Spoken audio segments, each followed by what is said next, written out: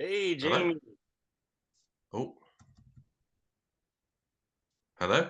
Hello. Can you hear me all right? Yes, yeah, can you hear me? Yeah. There we go, we're on. So excited, man. So Oh, excited to have you. How you how you doing? doing? Oh, I'm doing all right. Just brewing up all the coffees, all the subscription coffees, and they're fantastic. Good man, it's a long way to go for them to not be, so I'm glad that you're enjoying them. I was even kind of surprised at how good the Myanmar was. Honestly. Yeah. Yeah, Yeah. I've really enjoyed that.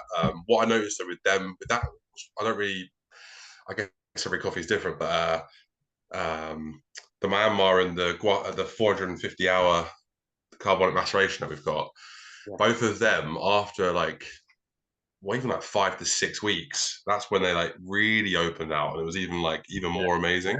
Uh-huh. Man, So that's amazing. yeah, Yeah, I love it. Well, so, thanks for getting on this call. I'm recording it for our subscription. So this is just too neat. This is, right. I think we've got 32 or 31 subscribers. So it's pretty decent. Again, I don't know how well other subscriptions are doing, but we're having fun. yeah. Well, especially You at the tier, the level that you're doing it at. Yeah. Um, like it's like it's a high priced item, isn't it? So it's to have even that amount of subscribers is amazing. So yeah, it's great. Yeah, yeah, we're having way too much fun, and especially I think this is the first, or I mean, we've had a couple roasters in our subscription whose coffees were actually remarkably high priced, but even these are insane. Yeah, Just amazing. the quality we're getting, and the fact that people on the subscription are getting these actually for the price that they are, or that we've put our subscription at. It's actually remarkable, to be honest. But Mm. yeah, so before we kind of dive into the coffees, obviously we've chatted and you've told me about Plot and yourself, but yeah, for everyone here, tell us about Jamie, tell us about yourself, tell us about Plot. Yeah, just go all out. Yeah. Uh, yeah, apologies if I'm a little awkward. I'm not used to being recorded, but uh, yeah. So my name's Jamie, and I look after wholesale at Plot Roasting. So we're a small team of five, based in South London. So a little place called Woolwich. So basically, right on the Thames. So we're right on the east edge of London, kind of where the Thames like follows out to go towards Kent and sort of all the countryside. So it's a nice part of London. It's not right in central, but we have all the connections to central, which is great. Um, the team consists of myself and because of this, well, we're actually just about to celebrate our fifth birthday. So April is basically the fifth year of Plot. So that's going to be a fun thing for us. We're 5 years old. There's five of us. Yeah. So yeah, it's a tight knit little team. And I've been with the company for almost 3 years in August. So we're kind of slowly building up that time. So I've been here for more than half of Plot's life, which is quite cool. Um, and then yeah, so I kind of lead up the wholesale program.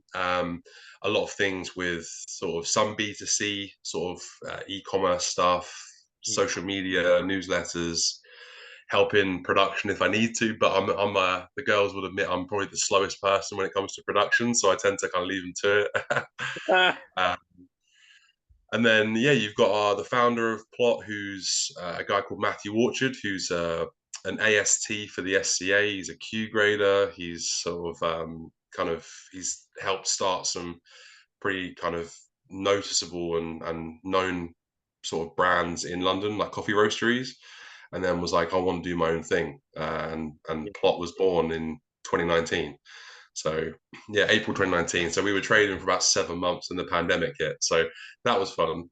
Um, so we were going to launch Plot. I say we. I wasn't with the company then, but Plot was going to launch in London Coffee Festival in March or April 2020. Okay. Yeah. And then obviously that just never happened. Yep. So yeah, I like to think of Plot as 3 years old, because 2 years of that was the pandemic. So it was Yeah.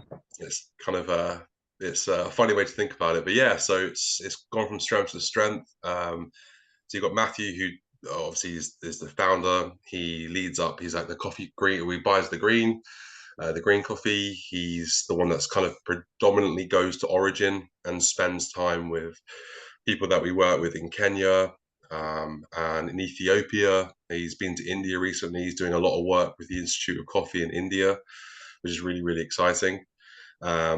We then have Julia, who's our roastery manager, who's our lovely Canadian import. So she's lovely to have working for us. She's got a hell of a lot of experience in loads of different kind of cafes, um, and yeah, is leading up our roastery program, kind of in London. We then have, and she's also a Q grader, which is amazing. So we've got, I think, I don't know how many roasteries there are in London, in the UK, that have multiple Q graders and multiple ASTs. So yeah, we're in a pretty strong little team. Um, we've got Agnieszka, who's one of our production roasters and production assistants. She's from Poland, so it's lovely to have quite a multicultural team. And then recently, we've employed a lovely lady called Marta, who's from Bulgaria. So uh, yeah, so I think again, I think even from the team, um, I think we're pretty much one of the only roastery. I could be wrong here, so sorry if anyone else knows more than I do, but I think we could be one of the roasteries where our roasting team is all female. Like, they are Yeah. all the coffee that subscribers will be drinking. It's all done from Agnieszka, Julia, and Marta. Mhm. They're the ones that do all the heavy lifting. Where me and Matthew sit in our air-conditioned training room on our laptops complaining of sore fingers, and they're the ones lugging around 70-kilo coffee sacks. So, Yeah. No, but yeah. that's amazing. Yeah, I've got a few questions actually. So first of all, in London, so if you say you're on the east side, is that like even past like the financial district and like Tower of London, like even further east, I'm assuming? Yeah, so um, best way to think about it, obviously you've got your central areas like your Oxford Street, Soho. Yeah. You've got obviously London Eye, Big Ben, Parliament, Yeah. like Westminster, that sort of area. Yeah. Um, but what separates the whole of London is obviously the Thames. So we're in our postcode, so our zip code is SE. So we're in the southeast part of London. So um, if you were to think of London as London's in a weird way, it's almost like a big circle. Yeah. So you've got the river running through the middle, and we're literally here. So, but the connections in London now, I mean, we can like zip across pretty easily. So, uh, with my role with like kind of seeing accounts and sort of working with people, it's I can either jump on the train or just jump in my little electric car and zip Right. about and see people. So, Yeah. Yeah, I yeah, love it. I think I've told you, I mean, London's my favorite city in the world. I've spent a decent amount of amazing. I Yeah. haven't spent too much time there. My relatives are like in Archway or Highgate, you know. Okay. And so, but every time I go, always going to Proof Rock, always going to Rosslyn, you know, Mhm. and just having way too much fun. And actually, in next year, I'm coming to Europe, so I'll probably have to come by London. Hey, yeah, come by for a brew, and I'll take you on a little coffee tour. That would be way too much fun. Yeah. So Yeah. and so second question, I actually don't even know what is an AST. So yeah, so you've heard of the SCA, obviously. I'm assuming Mm-hmm. Mm-hmm. because that's world that's worldwide. So the Specialty Coffee Association, the SCA, they inside. So you can just be a barista, or you can just be a cafe owner, or you can just be coffee wholesale. You can just be production assistant. You can just have them levels if you choose to. But then with specialty, what the SCA is trying to do is lift the bar and really increase the knowledge of people in the specialty sector.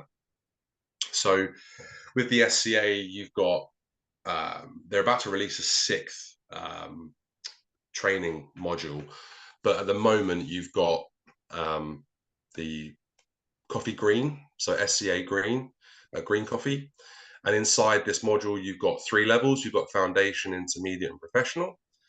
You've got green, you've got sensory, which is like sensory analysis and really understanding how we physically taste and how we perceive smells and all of that sort of stuff. So it gives you a deeper understanding of your olfactory bulb, for instance, which is this sort of small bulb that sits kind of in your skull below your nose, which has little hairs on, which allow you to identify different flavors. So it's something like 80% of what we taste is actually smell.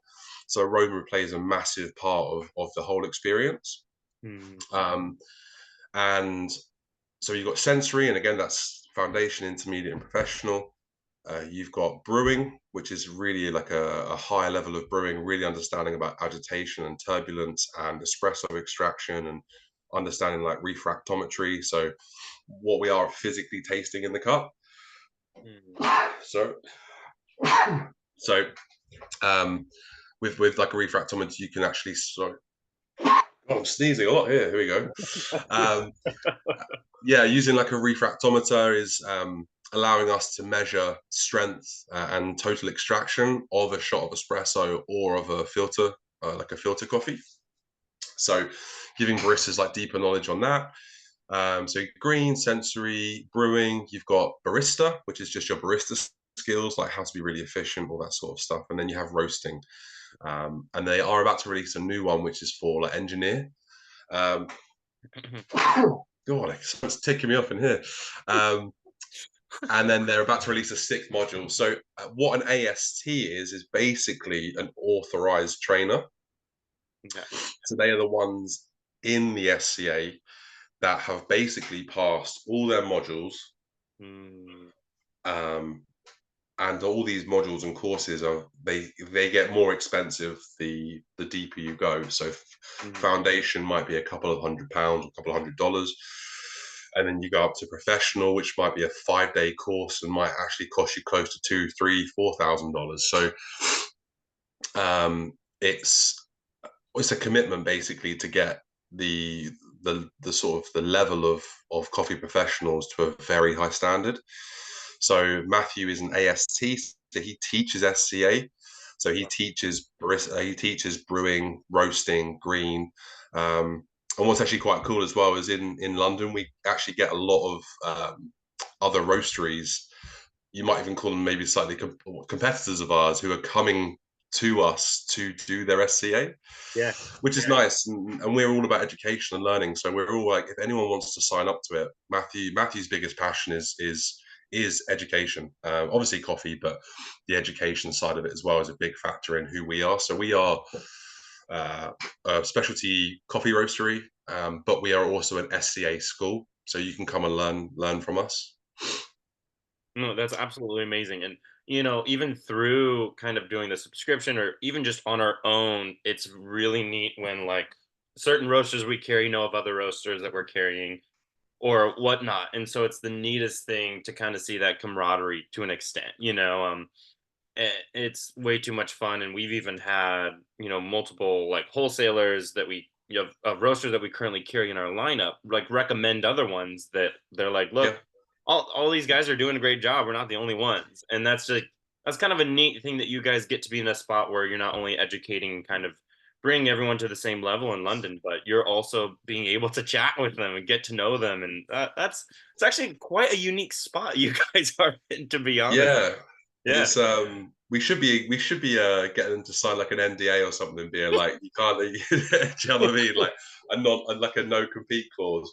Yeah. Um, but no, we're I think I I would assume it's probably the same in the States, but I think with specialty coffee, it's still I would say it's still fairly niche and it's still fairly small scale compared to the big commodity, like commercial grade roasters who still take up the majority of the market in terms of the daily flat white or the frappuccino or whatever else you want to get in. Um, and I think for us the industry is just too small for us to not want to work together and to want to sort of like lift up the industry. Mhm. And obviously, we are a business and we're trying to make money and we're trying to kind of add our value because the big the end game is to try and make coffee as equal and spread equality as much as we possibly can. Because obviously, the further down the chain you go, the less equal it becomes. So, what one of our missions is to basically commit to producers that we know and love, and we commit to buying their lots year in, year out, rather than jumping from sort of producer to producer just because they're like flavor of the month. So the coffee that you've got from Myanmar, we always buy 3 lots from them every single year. Yeah. Um, and all of the coffees that you've got, like this from Sebastian Ramirez and that white honey geisha, we work with him and say we want to buy this amount from you, and we then also invite these producers over to the UK so they come to the roastery. Hmm. We did an amazing event with Sebastian last summer. We did an amazing event with Cata Export, who are the Colombian exporter importers. So we had Nesta Lasso and Pauela and Oscar Hernandez all at the roastery for a full day of workshops. We've had Carlos Montero, who's an amazing producer um, from Costa Rica. We had him over, which is just like was great to have him over there, and it's just trying to connect them dots and try and make the like equality of coffee better, and trying to make sure that like we pay the price that they ask for. So we've never once haggled on pricing. So any price that we've been quoted by producers or the importers, we've paid that price because yeah, we're a business, but who are we to haggle them down when they've worked so hard to produce a beautiful coffee, and then we only want to pay you $8 a kilo or whatever it is. So Wow. Yeah. And just that even kind of just goes to show you who you guys are, how much you care, honestly. And not only are you, paying the price that they're quoting you at, but you're also having them in and at the roastery. Like that's wild. Uh, yeah, the amount of roasteries and or I don't know, just people in the industry who don't go those lengths. It's quite a bit to be honest. And not yeah, to speak down on them or anything, but it really says something about plot that you guys really care so much. And I mean, to even get coffee from Myanmar and to hear that Matt's, doing stuff in India or whatnot or whoever it mm, was, these are things that harder to come by. And so just very, very lucky to have plot. You guys are just absolutely killing the game, and it's the neatest thing. yeah, I man. Well, we're super, and that one of the things that I'm kind of, I guess, one of my roles is to try and get that message that you've heard loud and clear, and kind of get that out and about, especially worldwide. Because you have to imagine we're on a tiny little island in the middle of the sea, you know. Um, so for us to be able to like work with people like yourselves and your subscribers and different like amazing people all over the world, like at the moment we're over in Australia, like we've got coffee of ours in Australia and in Brunei. We've got some stuff in Bangkok and like kind of Hong Kong, and it's like wild. It's wild to have our coffees out in these places. Yeah, It's just yeah, it's great because yeah, yeah, it's kind of we're predominantly UK based and kind of like Scotland, Ireland, Wales, and England. Um, but yeah, it's amazing to work with people like yourselves who kind of like what we do, and I guess ultimately the proof's in the pudding, isn't it? yeah. No, Like we can't. If you don't like a coffee, you don't like a coffee. Where what we're trying to do is stick to what our beliefs are with like good sourcing, fresh harvests, um, and working with the producers and roasting it the way we feel represents that coffee the best. And hopefully people enjoy what we do and kind of go from there. So yeah. No, it's absolutely remarkable what you guys are doing, and having I think we've talked, and I don't remember how many people came to the cupping, but every Saturday, we do a public cupping, and that's kind of our time to do QC, try other roasters, and I think we did you guys maybe a month ago or longer ago now. I don't really remember, and I don't remember which coffees you or other roasters you're up against, but it was wonderful to have a cupping with your coffees, and clearly your coffees were just absolutely amazing ones on the table, and for us to notice that and be like, wow, like we've like, a few customers were there at that cupping, and I think it was Thomas and Joey and Logan. So if you're out there and they're listening, which they are all subscribers, I think, you know, props to Well, you for hello. making Nice, custom. nice to I can't, nice to meet you. Yeah, they were also like, yeah, this is good, like let's Awesome, I man. would love to have this coffee. And I was like, all right, like let's get it in. Yeah, well, Yeah, let's love to hear that. That's great. Oh yeah, oh yeah. So let's, start talking about these coffees, and we'll kind of how I, kind of done it is we just start with kind of like our approachable offerings and go into our exotics. So, Hmm. I have to start with a Myanmar. Real Yeah, quick, I got to give my thoughts real quick before you even just tell me about how more of the farm truly surprised me. yeah, Absolutely, this might be the second or third Myanmar I've ever had in my life.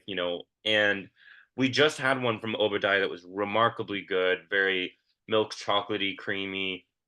This one I think was even a little bit more wild. It like I was surprised at how much berries I was getting from this yeah. coffee. I mean, I Amazing. think yeah, your notes I think were like, y'all's notes were like wild strawberry and blackberry and demerara Hmm. sugar.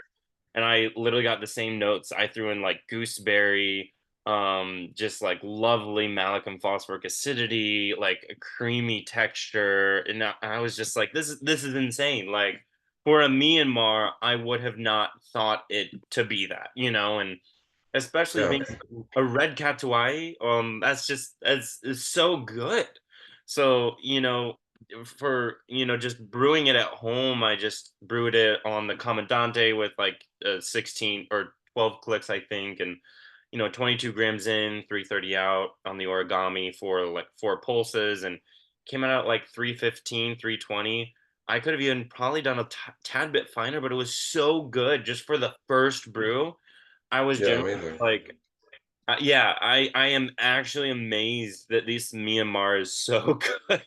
Um, so yeah, like just tell me about this coffee, and again, like I said, I've only had Myanmar a couple times in my life. Yeah, How did you guys get connected? yeah. I mean, in terms of like, um, in terms of the actual kind of how we got started with different producers or kind of community lots in different countries. It's a shame Matthew's not with us because he is obviously our green source, so he'll be able to tell you the little kind of obscure connections that he's found in his time in the industry. But we sourced this coffee from Indochina, so they're our importing partner for this coffee, um, and we buy. This is actually our second lot from them since November. So we had a very similar natural. That was actually our Christmas coffee. Every single year we release a Christmas coffee from Myanmar, and it always goes down a storm. More, more kind of maybe slightly toned down on sort of the red fruits, more kind of like spice and like kind of a bit kind of a thicker mouthfeel, that sort of thing. Kind of trying to get close to Christmassy without it being like infused, basically. Um, and yeah, so we buy from them every year for the last 4 or 5 years. We've bought 2 to 3 lots from Indochina. I think this is the first time we've bought from this community lot. We've bought from different lots beforehand. I will always butcher names with stuff like this, but you'll see that it's, I think, Faya Gikyone. It's a community lot. So um, this year, it's our second lot from them, well, this season anyway. Um, and it's essentially a community lot. So all of the sort of the local farms in the area are essentially going to the same sort of milling station, bringing in their produce. And yeah, this is the red ketuai, wasn't it? So um, yeah, beautiful natural. Um, not, I mean, in that area, elevation. I mean, elevation really is not all kind of with all the processing methods at the moment. Elevation doesn't always seem to make much of an impact anymore. Um, but yeah, we've just sort of said like each community is its own working group, which is responsible for managing the processing of the coffee within each village. And the focus is mainly on naturals, so producing naturals. So there's obviously a lot of work going into that. And then what we've mentioned as well in the little brief, if your subscribers want to read more, is we've basically said the climate and terroir is basically it's more suited for naturals. It's not too sort of too humid and all that sort of where you can develop mold and sort of defects in that sort of sense. So it's like a drier heat. So it's going to be dry and how your classic idea of a natural should be. Um, and yeah, for us, I think we got the lots, we got the samples, and we're just like, this slaps. We're just like, this is so tasty. We've got to buy these lots. So we were really kind of we were looking forward to decide well getting our Christmas coffee out, and then once that's sold, we were just super excited to get this coffee out as well. And it's one of them ones where I'm like before I started at Plot, I'd never tried a coffee from Myanmar. I'd never tried coffee from that part of the world before, and most people I speak to still haven't tried it, and they're like, where is this in the world? And I'm like, there you go. Let's Yeah, explore a new origin or a new sort of location or a new producer. So yeah, we're excited with what's going on with them guys, and we'll definitely be bringing back more lots for next year as well. yeah, yeah, absolutely tasty, and just too neat for like, yeah, like you said, it's a Myanmar. We have coffees from like every once in a while we'll get like a Sumatra or like a Papua New Guinea, but like this was just like just out of nowhere, to an extent, and it's really neat, like you said, to be trying something new, and Mm, especially all around the world, just that you know just area for being able to grow coffee, just seeing yeah. these countries kind of get better in specialty coffee, or I don't know, being represented more, whatever that looks like and or means, is just too neat. And so just to be able to have this coffee and it be fantastic is just Mm, it's just too fun. Like what yeah. I this is definitely a coffee that I don't know, it checks the like boxes of like you can drink every day, but it's like a fun drinking everyday coffee. Mhm. It's like, yeah, let's Awesome. I mean, yeah, it's so good that you've enjoyed it. And like I was saying to you earlier, actually, like this particular coffee for me, and I don't know if we'll probably talk about how we like or what we roast on at least. I'm not a roaster, so my knowledge of real in depth charge temps and all that development is kind of limited. But this this coffee just really opens up. Honestly, like the resting time with this coffee, you can cup it just off roast, and you're like, okay, I get it. This is delicious. Then you leave it a week, you leave it another week, and it just gets better and better and better. And like that fruitiness just starts coming through more and more and more. That kind of red fruit, that strawberry note, that blackberry kind of feeling that we've kind of said. Yeah, it just this and the Guatemala we have, it just seems to just really love that long rest time. Um, and yeah, one of the other things that I really, really like about this is I'm not too savvy with all the sort of the political issues that are going on in Myanmar, but they're still in a civil war right now. So getting coffee from this country is like even like with Yemen, like we source some incredible coffees from Yemen, and trying to get coffees from these countries and getting such high quality coffees from these countries and supporting these farmers who are living in a country which is just in a wild state. Um, it just adds a whole other level to the story. It's like you're drinking a coffee from an origin you've never experienced before, and you could look into the country, let alone the coffee. You could look into the country and realize it's amazing you're actually just drinking a cup of this coffee right now. Yeah, yeah, and people in the subscription for the most part know that my favorite region is Yemen, actually. And like you Me said, too. I mean, to be honest, I didn't even know that Myanmar was in a civil war, and so Yeah, things like this to know is important, and the fact that we are drinking this coffee, that makes it even more special to be like, man, like the fact that y'all are able to support people in Myanmar right now, nonetheless, despite what's going on, is that's a huge yeah. thing. Yeah. No, it's absolutely wonderful, and yeah, I'm really really happy to see that they're just doing an exceptional job, and that you guys get to showcase them is so neat. And the fact that you've been working with them every year, like that's really saying something, you know? Yeah.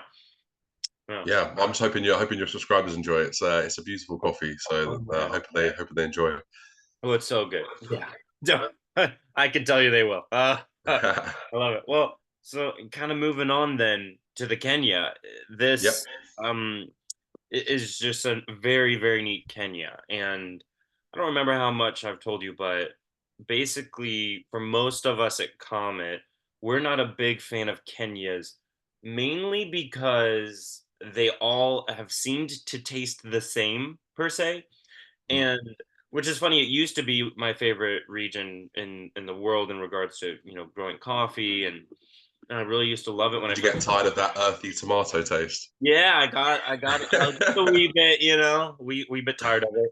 But like I said on the cupping table, it really was like this is a little different. And I think yours on the cupping table was just brighter and more just, I don't know, it just vibrant. It just stood out as this is simply a good coffee. Um, Mm. I don't even remember if on the cupping table I could even tell if it was a Kenya because it was that much of a this is a just a fantastic coffee, and I brewed it today, and I think I did about 17 clicks on the Commandante and came around 330, 340, and it was like absolutely perfect. I absolutely got all of your tasting notes. I think y'all's were like plum and Yeah. pink grapefruit and dark chocolate. Like I got all of those. I would add in some like lemon cream, like a subtle blueberry up front on the end of that black Nice. currant. And even as it cooled, like slowly into that red grape or like a sweet Cabernet almost. And at least for me personally, and I was just like, this is absolutely just delightful. For a washed Kenya, it is really bright and sweet and just everything. And I love the contrast of those darker fruits with Mm. just some of those lighter fruits to an extent. The pink grapefruit that grapefruits it's like a hint of Yeah. bitterness in that grapefruit, Yep. but it's a bright fruit. It gives you that just vibrancy, and this was just an exceptional coffee. And I'm at a point now where I'm now trying to pinpoint and remember these Kenyas so that anytime they come around from this areas or these producers, it's like, man, I Yeah. gotta remember it. um so yeah, have you guys been carrying Kenyas for a long time? How did you come to even find Helen? Because as I don't know too much about buying coffee from Kenya, but as far as I've kind of been told, it's a little bit harder per se, and or they kind of are auctioned off or something, or there's certain times when you can just basically get coffees. And so yeah, just kind of walk us through kind of how you even came to this coffee because it's a remarkably good one. Yeah, yeah, Yeah. So I mean, I've been a sucker for just Kenyans in general. Like, if I ever see a coffee on filter, or even if you're bold enough to put it on espresso, it always just like kind of kind of piques my interest. And I'm a sucker for that yeah, sort of black currant. Like, over in the UK, we have these little jelly sweets called wine gums. It's like a black wine gum, like, and like Ribena, like cordial, like black currant cordial, um, like that kind of stewed plum. That's like that kind of darker fruits, that sort of thing. Whenever I see it, I'm always like a sucker for that. I need to try it, but um, obviously I can say like I've really enjoyed the ones that Plot have done, the ones that we've brought out. Um, Mainly, I think partly in due to the connections that we have with Helen and also the importer, which is Vava. Vava's an incredible lady. Matthew spent uh, 2 weeks with her and her training school in like September, October time. So he was in Kenya for 2 weeks teaching these young teenagers who were interested in coffee, basically getting them SCA approved. So that I think they didn't even have email addresses. So Matthew's like they're teaching them like SCA foundation brewing and barista skills, for instance, or sensory, and it's like really kind of trying to sort of boots to the ground. These are the people that we work with. This is the young, like the kind of the young people that are really interested potentially in doing this sort of stuff, like coffee. And yeah, Matthew went out there and spent a lot of time with Vava, who is the importer who we buy the coffee from. She was actually recently on. I think if you yourself or your subscribers literally try to find, if you just type in Vava, VAVA, so Vava Coffee Kenya, she did some podcast or an interview the other day where she was talking specifically about the conditions of coffee in Kenya and in kind of import export and about the whole auctioning and sort of big companies sort of buying lots and stuff like that. So if your subscribers are interested, you'll probably be able to find that interview. It was within the last week or two, so it's definitely worth looking out for. But the producer Helen, we've bought from her for years now. The coffees that we buy from her, 2 to 3 lots every year from Helen Gichowi. I may be pronouncing her name wrong, but Helen's lovely. We've got a great relationship with her as well. Um, and this is just a really nice example of a fully washed Kenya, really clean, really just delicious, a very like safe coffee without being boring, just very beautiful, easy drinking. Makes an absolutely crazy espresso. So if your subscribers can sort of spare enough, it's definitely worth trying that. Um, so yeah, I absolutely loved the coffees that we've had from Helen, and I think a lot of that is because we're buying the lots early. We're not buying old stock from like an older harvest. So we're buying very kind of fresh lots. Um, and we are very particular with who we work with. We want to have that like long-standing relationship with them. We have that with Helen, but unfortunately, it's amazing for Helen, and we're so happy for her. But this will actually be the last coffee we'll ever be able to get from her. So her and her farm, some European roaster has agreed to buy every single lot she'll ever produce for the next however many years, which which is amazing for her. That's guaranteed income every single lot. It's incredible, but for us, it's a bit of like, no, we can't get her coffees anymore. Oh man. So yeah, if you see the name Helen Gachowi in the future, definitely snap up some bags. It'll always be beautiful coffee. Obviously, hopefully the way it's roasted as well. But yeah, kind of, I'm trying to savor this coffee as much as I can. Wow. Yeah, that's saying something. If, someone was like, I want to get it all, like, because it's that good. Like, Yep, man, yeah, I'm actually, yeah, I am both bummed and like I excited at know. the same time. Same. I think Matthew came back from Kenya and told me, and I was just like, oh, this is okay. Here we go. So, but it's amazing for her, and that's what it's. I think it needs to be about as well. Like that guaranteed income and that security it must be amazing for her. So, um, yeah, it's like a double-edged sword. It's amazing, but it also hurts. Yeah, absolutely. Well, reading the story, that you guys, have on your website about Helen is very interesting. I feel like it's hard to come by someone who's, to an extent. I mean, just kind of reading right now what's written down. It said Helen is a conservation biologist by training, and Yeah.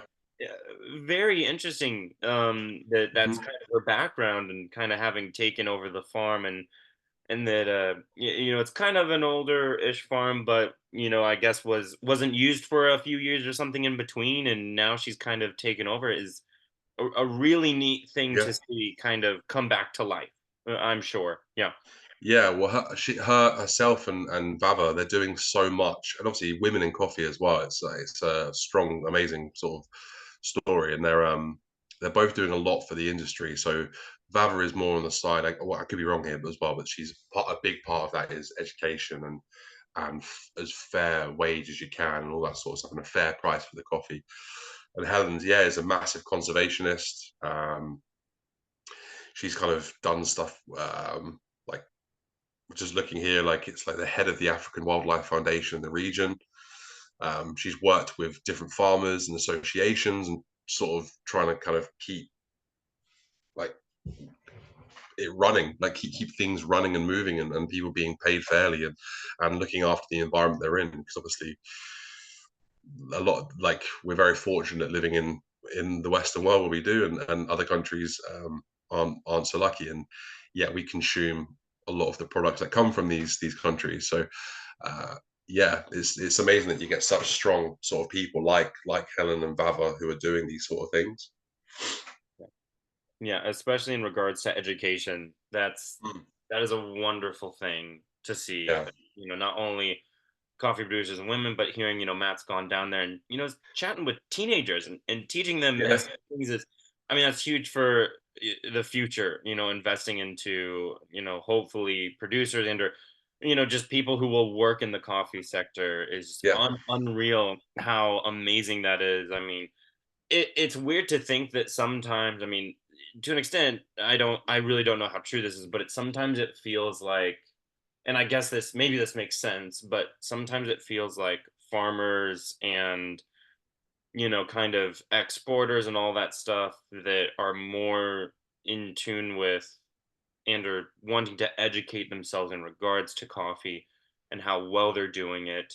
They're growing it, they're processing it, they're, all of the above, milling it, they're storing it, and all these people who are doing these things seem to be very much involved in it and are growing in their education and always knowing it. And so mm, it's things like that that make me think, man, like people like me who are just managing a shop, and I'm lucky enough to have their coffee.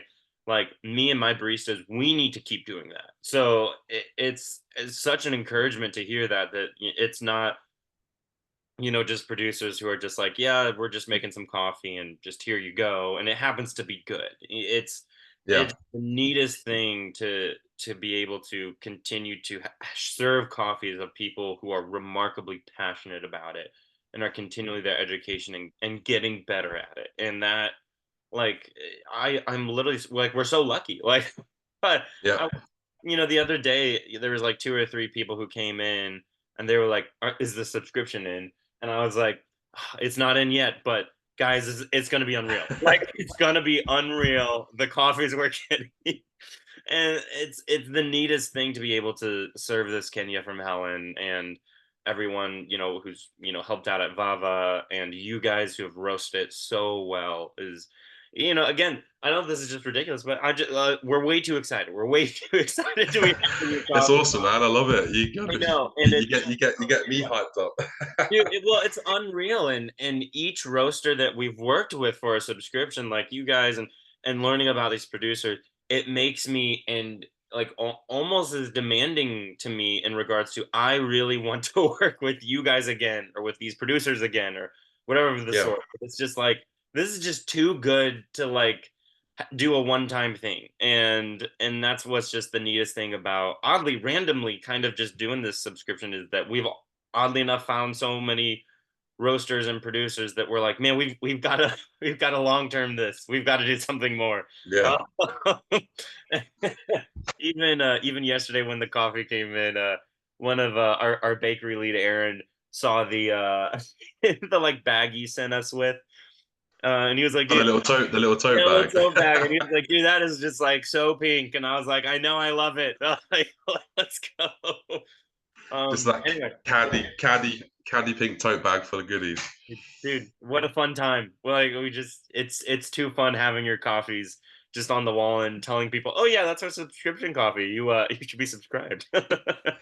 Yeah, yeah. No, I love it. This coffee was an absolute just an absolute pleasure. Like I'm not gonna lie, these two approachables were remarkable, and it's coffees like these that just like make me be like, I'm so glad we're doing this, and I'm so glad we get to be able to bring Mm. in roasters like you so that we can bring you in again at some point. This is Yeah, amazing. absolutely remarkable, and yeah, no, you guys are killing it, and Helen is killing it. Oh, and I actually looked up, like you said, Helen Gachohi or however you say it, and yeah, I actually have kind of just seeing some stuff on her, so I'm like, okay, I'm gonna have to look into this a little bit more Yeah, just to kind of and see. definitely look into Vava. She's so Bava Export, they're a B Corp. So I think B Corp is a worldwide certification. So I don't know if you've heard of it, but we essentially want to become B Corp ourselves. Um, so in a nutshell, B Corps are companies that we basically, it's a rigorous certification to show your social and environmental performance and what you're doing.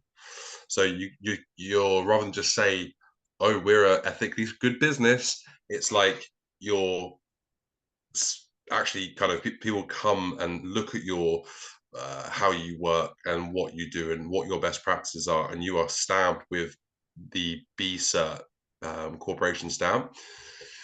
And there's a handful of roasteries in the UK that are B Corp, which is amazing. And that's the next plan for Plot is Matthew wants us to be a B Corp, and Vava is a B Corp. So she's like, it's not just sourcing good coffee; it's essentially good coffee, but also like they want to contribute for a better future in the industry in that country. And it's just sowing the seeds, and it's just a bigger story. It's this is what I was saying earlier. Like, specialty coffee is still so niche. Like some people would be drinking a cup of coffee, being like, "What?" Be like, "What is this fruity coffee I'm drinking? Where's my dark roast, bitter, intense thing? You know, I want to just." So it's I think we sometimes kid ourselves that people kind of um, sometimes specialty is as big as it is, but it's amazing if you and some people aren't that interested in the stories behind it all. But one of Plot's biggest USPs and sort of missions is to have, for every coffee that we have, is to have that backstory. So yeah, your subscribers can check all the stuff that we're talking about. They can check it all on the website.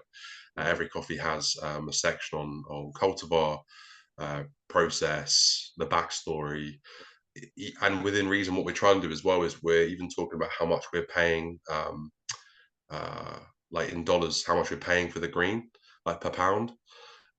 So with things like that, we're trying to basically be as transparent as we can. And there's a lot of improvement to be made, but it's in the right direction.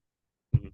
Yeah, no, you guys are doing fantastic, and what an amazing Kenya to be able to taste and get our hands on. And like I said, I mean, we're not, to an extent, it's something you don't see a lot of Mm. at Comet, and so to have one just so well done by wonderful producers and roasters, absolutely fantastic.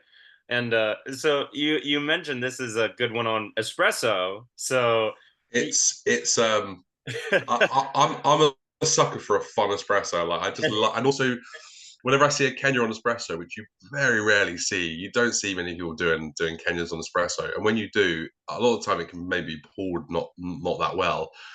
But if you get like a beautifully pulled, well roasted, like washed Kenya, yeah, it can just be bonkers. It can just be wild. And like even with milk, you're just like, this is the best flatty I've ever had.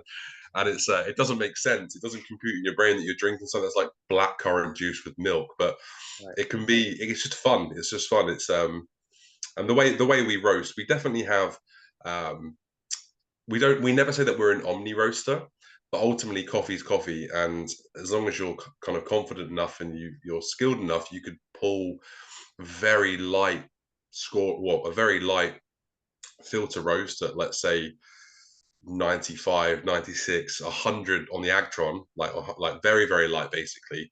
You could pull it as espresso. It may not always work. Not every coffee works, but the Kenya was fun. Was wild. I really enjoyed it. yeah, that's wonderful. And for anyone, because I've actually yet to pull any of these coffees on espresso, and hopefully I will in the next few days, just to see what we think of them. Yeah. For those at home who are wanting to pull this on espresso, do you have any your brewing tips or ratios that you'd recommend per se? Yeah. So like you guys potentially, the whole 1 to 2 ratio is in specialty is kind of, it doesn't always, it very rarely works. It very rarely leads to a balanced extraction. It usually leads to a lot of under extraction usually. Mm. uh so I'm always a big fan of bigger yields, like stretching yields out longer, 1 to 2.5, 1 to 3. Um, and with this particular coffee, I think I poured it pretty much like a. I think well, the last time I poured it, I actually was playing around with turbo shots, so I had like lower pressure, so around 6 bars, 5 or 6 bars, about 15 grams in, about 40 to 45 grams out in 15, 16 seconds, 17 seconds. Um, and then yeah, just was like obviously thinner body, but just well extracted, really tasty. And I've also poured it the classic kind of 18 in, maybe kind of close to 45, 48 out Mm, in about 30, 32 seconds. And it's been delicious.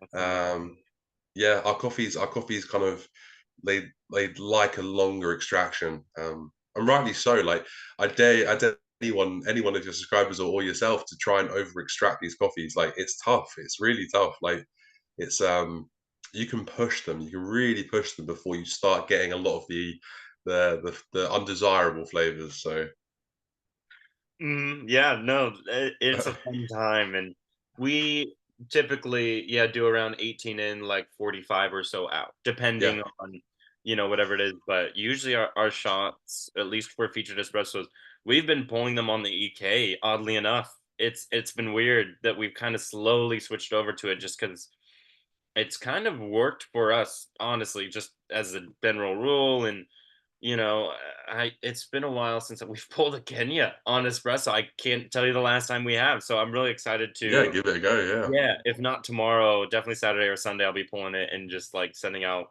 like my tips or what we thought was good. So this will yeah, be. I'm really looking forward to it. Yeah, yeah. yeah, amazing. Yeah. So moving on to the two coffees that are just absolutely insane, just absolutely insane. Both by the same producer, Sebastian Ramirez.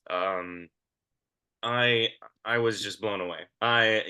To be honest, just it's like absolutely remarkable coffees, and like the white honey geisha is the one we prioritize to an extent, and Yeah, it's it's hard.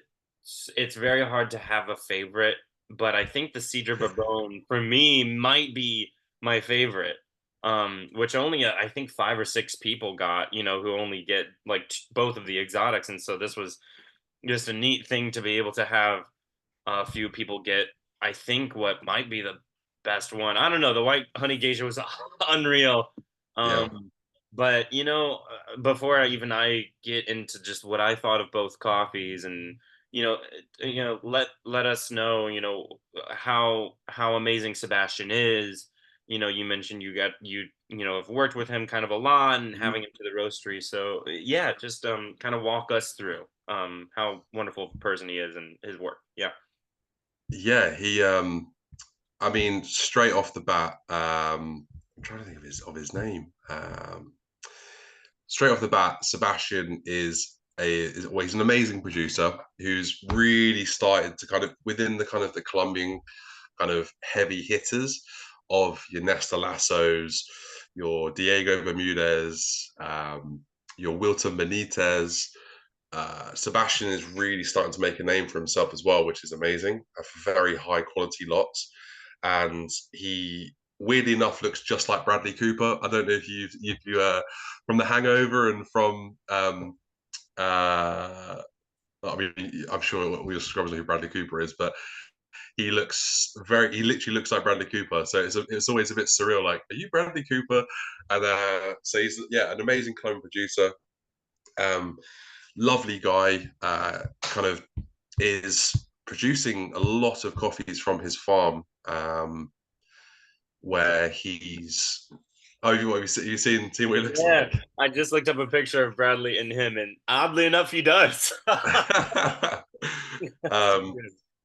yeah, so his farm El Placer is he's doing some really delicious high quality like geishas and stuff, very clean, like very sort of this is sort of highlighting the terroir and the region, but he's also really making a name for himself with sort of a lot of not necessarily infusions, but a lot of fermentations with different bacteria and different sort of other things that he's growing on his land. So the Bourbon Cidre, for me, it's like we've described it as lavender, anise, chamomile, peach, and strawberry. But I'm getting like lemongrass, like kind of really interesting flavors, and a lot of that as well is because um, he's using like kind of cultures from these different herbs and plants in his gardens and using these kind of bacteria from these cultures or the cultures in his fermentations that are just developing kind of a whole other world of flavor that kind of is just very elegant and beautiful. And the two lots we've bought from him are very elegant and very beautiful. But he also, when he came to the roastery last summer, we did like a cupping event with about 20 of his coffees. He had a series called Red Fruit, Blue Fruit, uh, Red Fruit, Blue Fruit, Yellow Fruit, and that was infusions with different fruits that he grows on his farms as well. So red fruit was basically an infusion with strawberries, and it was just mental. Like, just I mean, where's the line between coffee and infusion at that point?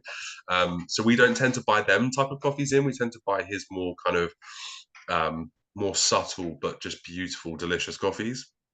So I'm kind of with you. Like, I really enjoy geisha. Sometimes for me, it can be a little bit too delicate, a bit tea-like. Sometimes I like a bit of a smack in the face.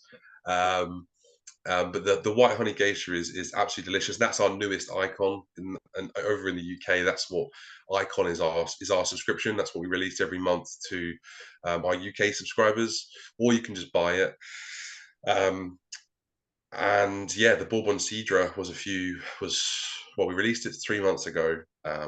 It's yeah, a Bourbon Cidre washed carbonic maceration, and it's just been a delight to brew with, and yeah, again, it just gets better and better and better the longer you leave it to rest. So yeah, really really tasty. Yeah, the first if I remember correctly, the first time I was introduced to El Placer and kind of Sebastian was actually, I think, a coffee that we carried from Say, like 1 or 2 years ago or something. And I was like, oh, this is good. But, it's only now that I'm now realizing, wow, like this is crazy, over time realizing which coffees I've had from him. And that's kind of the only one I can really pinpoint, except for last month, for our coffee subscription, we did Wide Awake out of Brussels, and one of the exotics was a Cedra by Nice. Sebastian. It was also a washed carbonic maceration, and it reminded me of this like remarkably.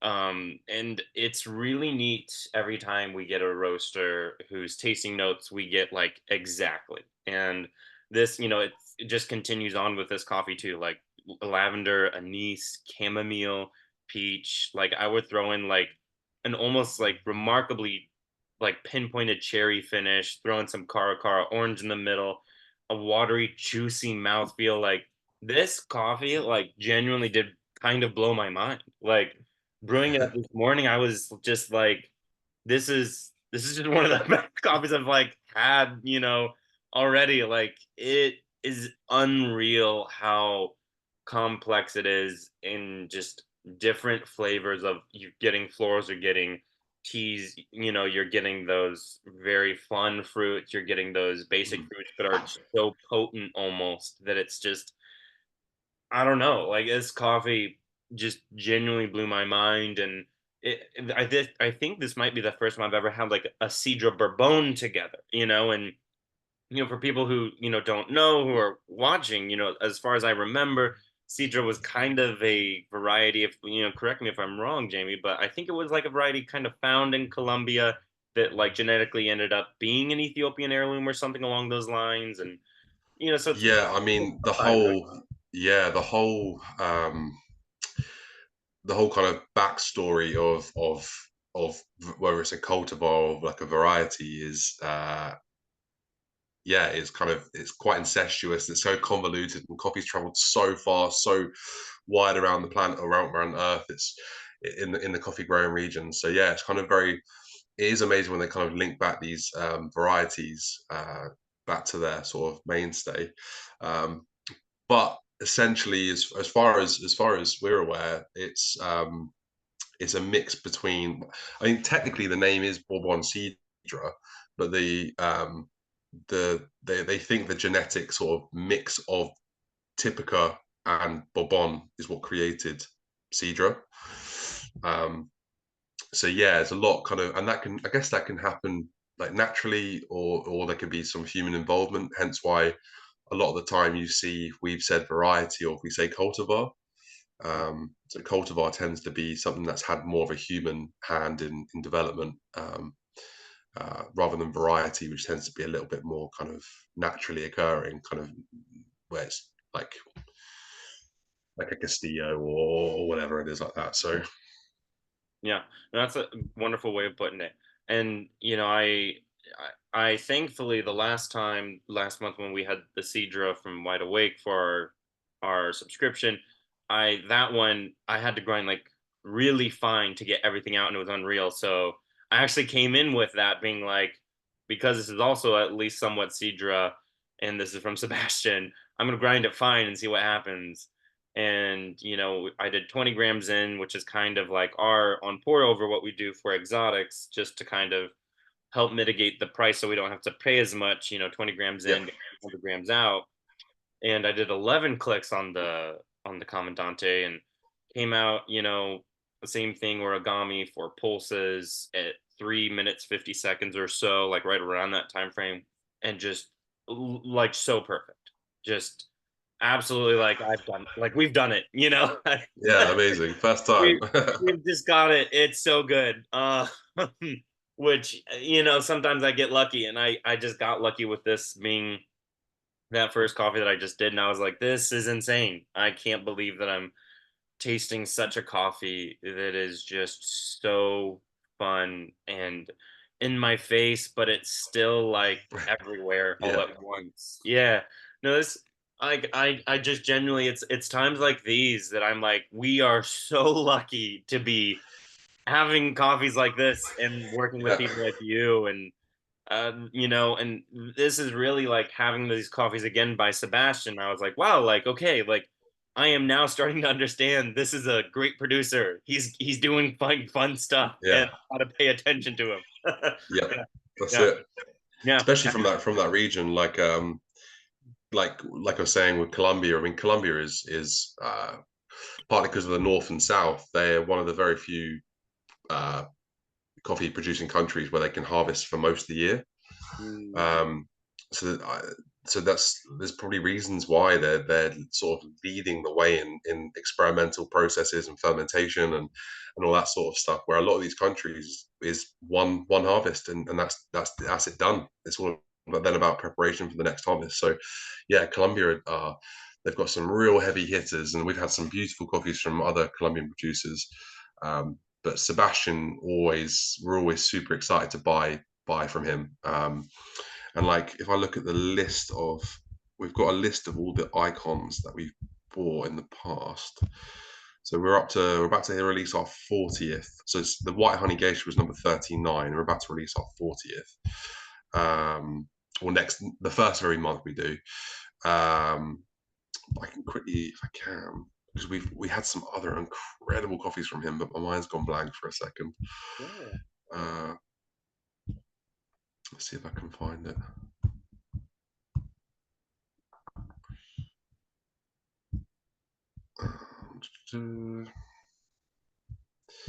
Well, I might have to come. I might. Have to, I might. Yeah, I'm not gonna keep you waiting. Oh, here we go. Here we go. Uh, he says previous releases. So from him in the past, we've had. Where is he? Where is he? So we had him number 10. So 10th icon. It was a whoosh whoosh honey process from Sebastian, which was absolutely beautiful. That was my first introduction to Sebastian. So that was Wow. what, like 20, yeah, 29 months ago. So yeah, pretty wild. Long time. Um, and then since then, he's just been blowing up. There's so many like other amazing UK roasters and even international, like mainland Europe and stuff, where they're buying Sebastian's lots in. We then had him 8 months later. We had a yellow bourbon extreme natural. That again was absolutely delicious.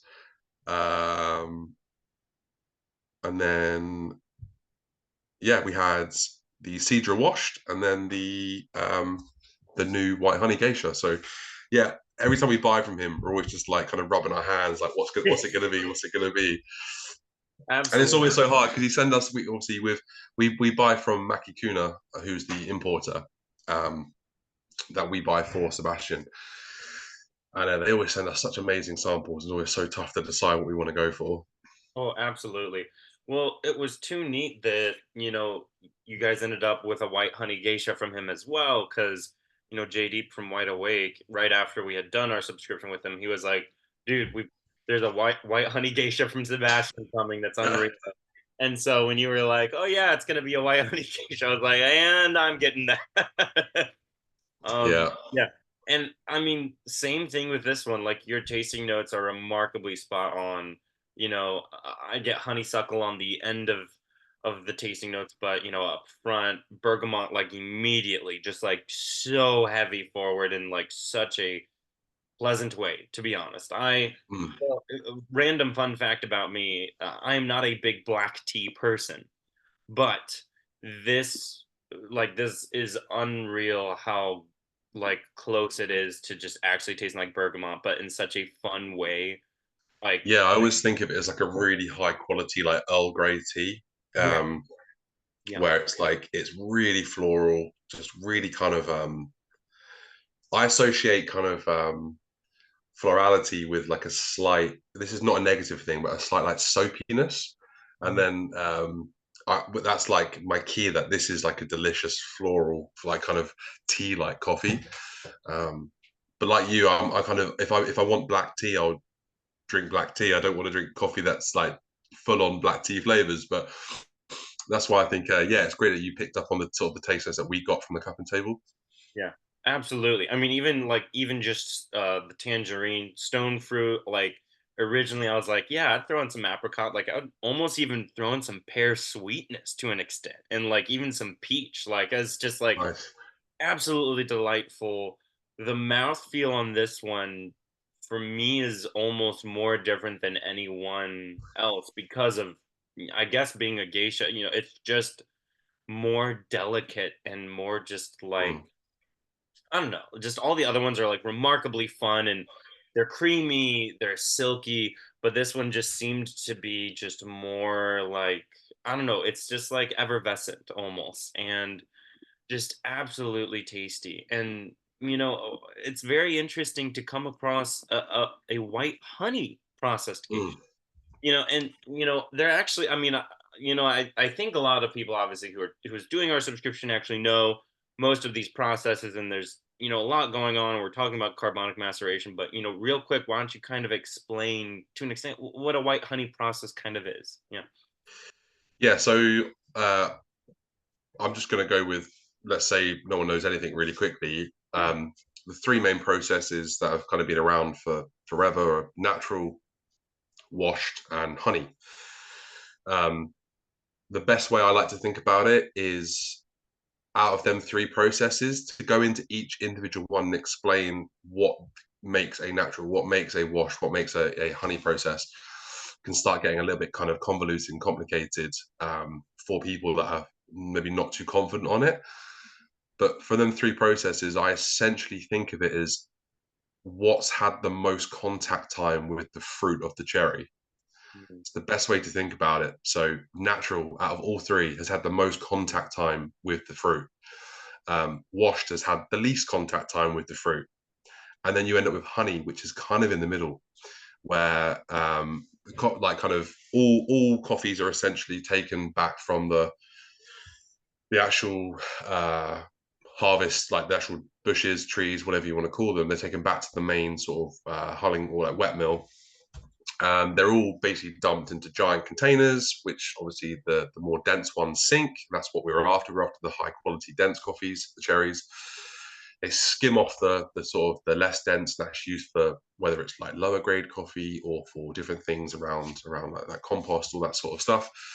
Um, at that point with the honey process, it's put through like a depulper, but only the sort of the outer layer is essentially taken off. So what you're left with is you've still got the two seeds, the beans inside, but it still has like a sticky fruit mucilage on the outside of the bean. Then it's just laid out to rest on raised beds or patios like a natural. So it's kind of semi washed. It's kind of had some of the outer skin removed, but a lot of the sticky sort of goodness under that is still left on. And then it's left to dry in the sun like a natural. And then what determines the color of the honey process is essentially it's really, really simple. And the reason why white honey is called white honey is because when you look at it, it almost looks washed. It's white, it's clean, it's fresh. The next stage up is yellow honey. So yellow honey literally looks like there's yellow tinges to the green beans.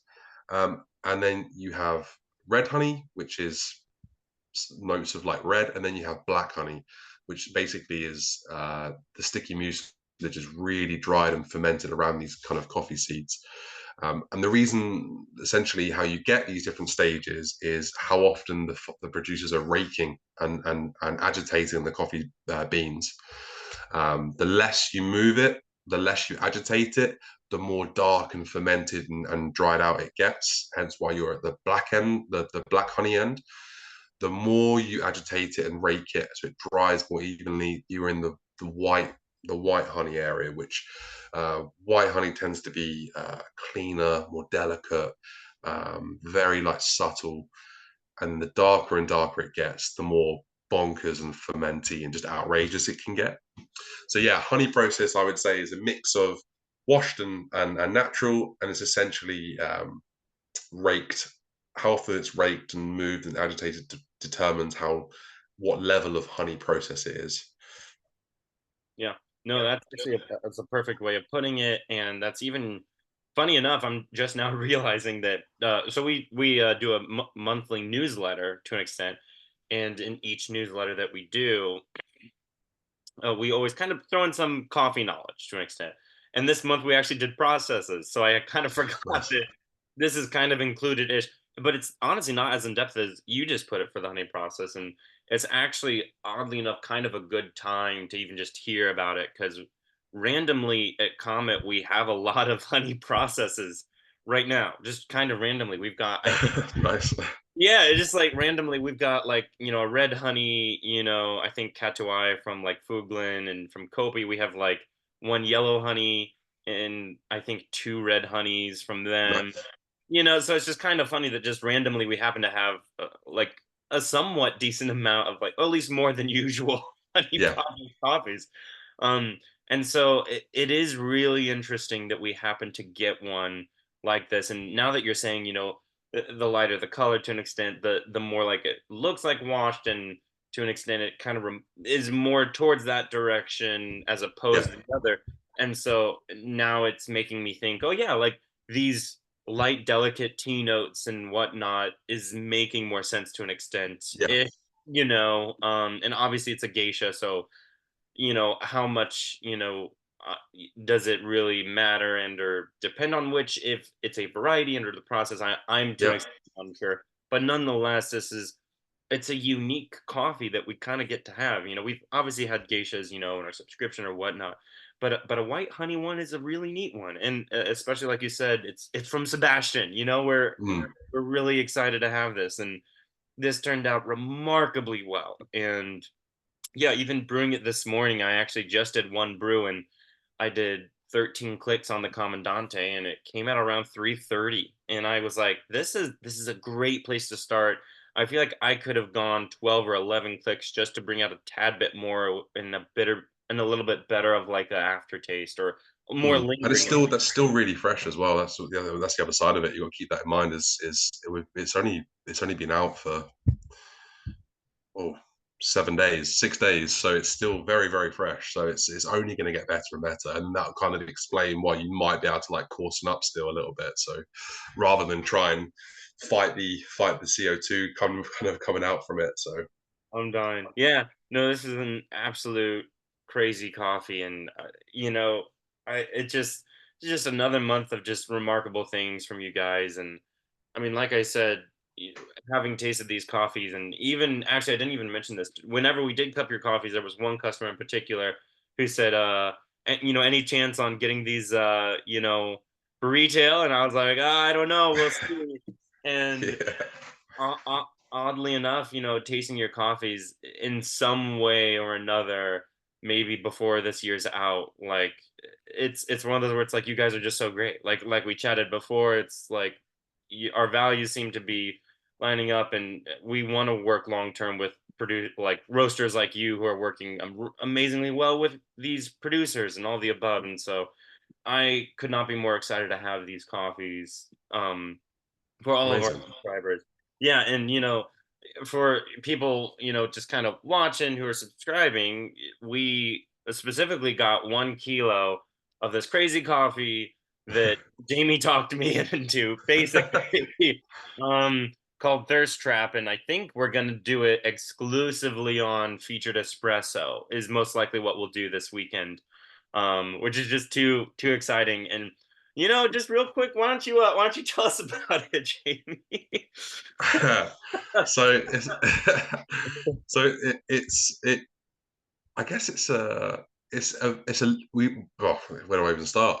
Um, it's not what we normally do, put it that way. We don't usually go down that route of like that heavy fermentation, and even with the name and the design and the sticker, it's all just like kind of a bit of a tongue-in-cheek Valentine's Day coffee that wasn't aimed at Valentine's. We just thought we'd have a bit of fun with it. We were offered this coffee from Cata Export, who is another Colombian importer export that we buy from, and we kind of we were looking at it and we were thinking. She said, "Well, Cat, who owns Cata, the collaboration is between Kata and Plot, so it's like a joint thing." She was like, "I've got three anoxic. Well, I've got three naturals from three different producers. So our whole thing is we're single origin. So Plot, we don't do any blends, but Thirst Trap is, rather than be single estate, it's still single origin. It's still from three neighboring farms, but it's basically a mix of anoxic naturals from the biggest name in there is Nestalasso. He brings the pink bourbon part of it. We've got Daniela Duke or Duque, and we've got Mario Galeggio. Again, I butcher a lot of names, but we've basically got a mix of pink bourbon, a Java, and a Castillo. And with the blends that we've done, um, it's something like I think we've done 20% Nesta or 25% Nesta, and the rest is made up of Daniela and Mario, and it's just bonkers. Like even when you open the pack, you're just or the bag and you smell it, you're like, okay, this is going to be interesting. Yeah. It's a mix of three naturals, but have gone through levels of fermentation, mainly anoxic. Um, from three really young producers. It's very limited edition. It's exclusive to us. This is literally, as far as I know, this is literally just from Plot. We bought the three coffees. Um, Very heavy fermentation, but for us, we're just getting kind of crazy candied sweet strawberries with a lot of like back end like funk, and best way to describe it is just funk strawberry candy. Um, Yeah, it's it's absolutely it's people have been absolutely loving it, and it does make actually makes it, and we've slightly developed it more for espresso, um, but it's still we actually brewed it on batch at the roastery, and it still tastes great. It's a really versatile coffee, and it's but yeah, with milk or as like a little like long black or americano or personally for me, cortados and flat whites with a bit of milk, it's just like drinking candied strawberry milkshake. It's just yeah, it's nuts. Well, it's not nuts, but it's nuts. Yeah, no, it's unreal. I brewed it up this morning, and literally, like you said, it was like chocolate covered strawberries. It was just Yeah, like intense, like it was just in your face. Just like I don't even know how to explain it. Like some like really weird sour fruit, and just yeah, like yeah, literally when I opened the bag, I was just like, this is gonna be good. yeah. And it's kind of like our little kind of we're very big on you mentioned say earlier, and I really admire say, and I think I think plot we actually hold a lot of similar values to say in even the way we source with smaller lots from different people, but mainly focusing on very clean, beautiful coffees. We don't always tend to release sort of anything too wild. Um, but this is a curve. This is a curveball. This is just like let's just have some fun with it. It was a great sort of little project to work with Kata or with Kat and Pierre from Kata Export. We love Nesta, and we've never worked with the two other producers, so we thought it'd be a great little sort of project to do. Um, and yeah, we kind of. I'm actually really glad that we've managed to kind of get it to you because we this coffee was so unbelievably delayed in getting to us. It was stuck in France for so long. When it finally turned up, like we're now in like we started 2024 with a pretty big bang, and this is the coffee that's done it. Um, and I don't know how you brewed it, but for me as espresso, like again, it just likes them big yields. Like the more you can push, the more extraction you can push out of it, the more balanced it is, but still like the intensity is still there and the sweetness is there. Wow. Wow. I love it. Yeah, no, this coffee was absolutely insane. And I mean, people actually who do our subscription probably know this because the last, like, I kid you not, probably the last 2 or 3 weeks, we've had multiple Nestor Lasso Mm. coffees on Oh, through he's absolutely our everywhere right now. Absolutely everywhere. everywhere. Yeah, we've got a Caturra Chiroso from Little Wolf. Nice, It's nice. unreal. We're just finishing up probably today or tomorrow an Obligon from Cafelix. That was just Yeah, absolutely insane. I've Yeah. heard, I've heard, I've heard a lot of really good things from Omnigon from Nesta. I think you mentioned Obadiah earlier. We really like Obadiah. Mhm. I'm pretty sure they've had an Omnigon from Nesta, and yeah, people have just gone nuts for it. Oh yeah, and even last month, like the main exotic was an Obligon by Wide Awake, as well from Nestor, and we also, I think today, are getting in from Cat Felix, the Sidra from Nestor last. And so Nice, it's just nice. like out of nowhere, we like accidentally fell into all. It feels like all we have is it's Yeah. which To we're be okay honest, with. it's. I was going to say it's going to be kind of. I mean, in in the UK, yeah, Nesta or Nesta specifically, his name is absolutely everywhere, and good on him. Like he kind of came to the roastery last summer before Sebastian actually. With two other amazing producers, Oscar Hernandez is just one of them who actually is. We've got a current icon with Oscar on. It's a yeah, just a it's a washed coffee, but it's not a washed coffee. It's mental. Um, but yeah, lovely guy, and he was just kind of his like telling us his story and how he was sort of explaining how he's bought his mum a house and he's like all these roasters that are working with him and like he's kind of learned from Diego and about processing and thermal shock and all that stuff. So yeah, he's I think he's like 26 years old. He's a really young producer and he's absolutely killing it. He's absolutely everywhere. Wow. That's really good to hear. Yeah, I am surprised that we're finding all these young producers who are just absolutely killing the game. Like if Mm. I might be wrong, but I think Nestor is only like 24, 25.